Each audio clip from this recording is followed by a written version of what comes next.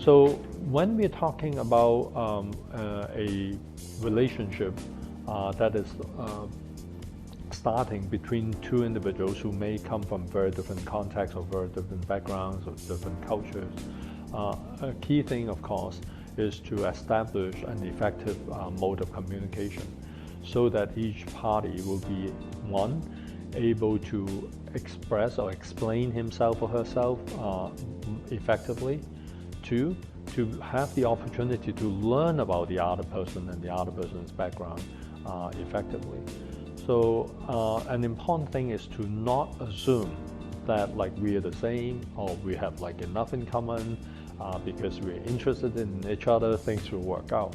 I think the important thing is to not assume, but openly recognize that, okay, like we come from different contexts and backgrounds, and we shouldn't be surprised if we sometimes like believe in different things, or we do different things, or we look at things differently.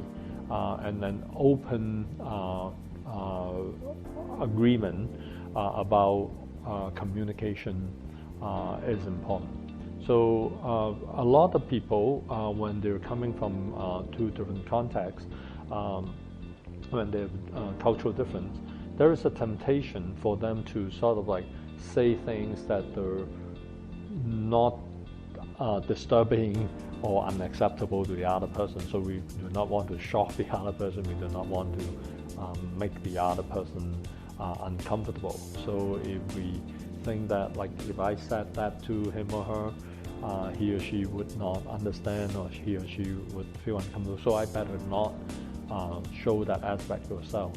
What will end up is like this person will not gain a full appreciation of who you are as a person. The other thing is, well, it is not a problem if the relationship is not going to last, and of course it doesn't matter. But if it is going to develop into sort of a more stable long-term relationship, that means certain important aspects of your life doesn't have its rightful space or place within that relationship. You have to like deny or put aside some important aspects of yourself in order to be in that relationship, which is not necessarily a great thing.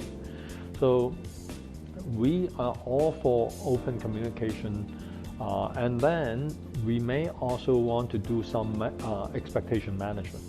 When you're in the beginning phase of relationship, you should be telling the other person, or you should be telling each other that, well, since we come from different cultures, there would be things that would surprise us.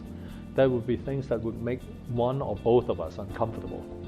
There would be differences that may need substantial time to negotiate. There would be differences.